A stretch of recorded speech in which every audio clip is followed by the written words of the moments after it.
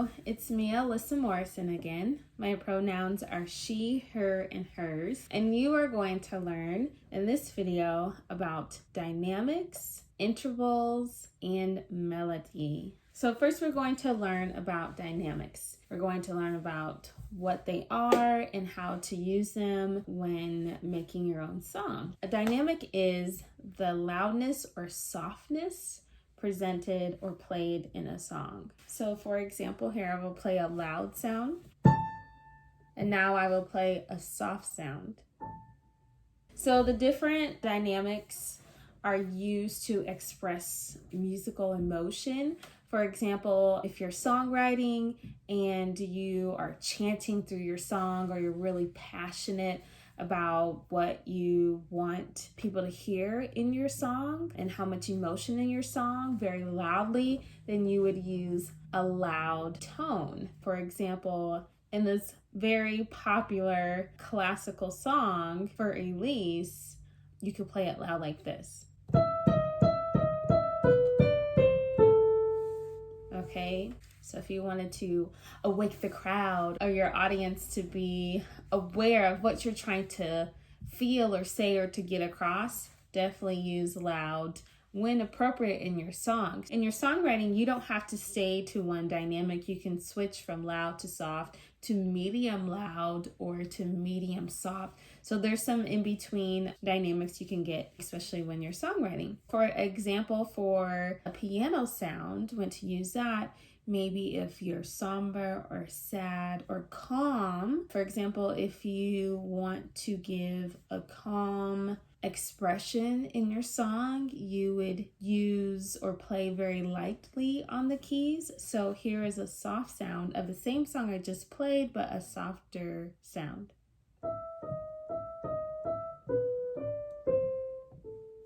So those are just like some examples, what dynamics are and how to use dynamics in your song. Now we're going to go on to melody. Melody is the most memorable part of the song. For example, Happy Birthday, when you think of that song, immediately your mind is most likely going to this. Happy birthday to you, happy birthday to you. That's an example of a series of pitches memorized. So that is like the tune of the song. Or like Alicia Keys, this girl is on fire. That's the most memorable part of that song. You may know the rest of the song or you may not, but it's just something very memorable in the song. Or like Baby Shark.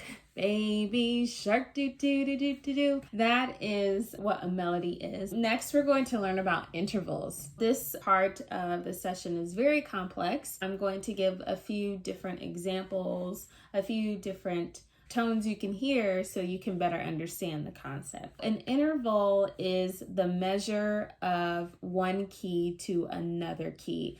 Basically, how much space is in between one key to another. So first, I'm going to show you this here. This is a picture of the keyboard. This is C. So if you remember learning about the location of the keys, this is C. C is next to D. So if we think about C and D as friends or neighbors, it is considered a second, because we will count the main key, whatever key you're starting on, whether it's C, D, or E. You'll want to locate that or recognize that note as the main key. So from C to D is a second. I will play what that will sound like on your keyboard. C to D, C to D, and you play it together. It's a second. That's what you call a second. Before I go further, the importance of knowing intervals is because you will be learning chords, and this is very important to how chords are structured. Maybe if you want to write down your music, you will want to know, and to help you memorize, these two notes I played together. You want to know if you played a third and from what note. Did you play C and E together, which is a third? Did you play C and D together, which is a second? From C to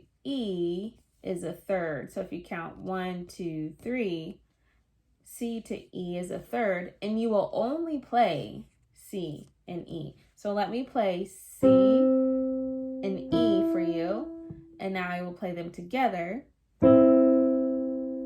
That's a third. Next, we're going to keep staying on C, so it's easy to understand, from C to F. So if C to E was a third, 1, 2, 3, C to F is a fourth. If you guessed a fourth, you are absolutely correct. If you didn't guess at all, it's totally fine. That's why I'm teaching you in this video. It's okay. From C to F is a fourth.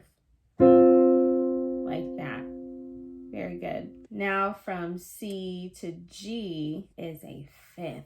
You would use your thumb and your pinky to get to that fifth, right? C to G is a fifth, and it sounds like that.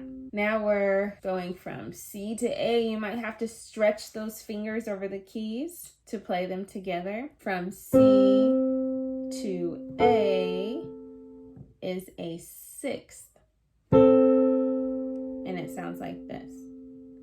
From C to B is a seventh, and from 1C to a higher C is an eighth, which an eighth is also considered an octave.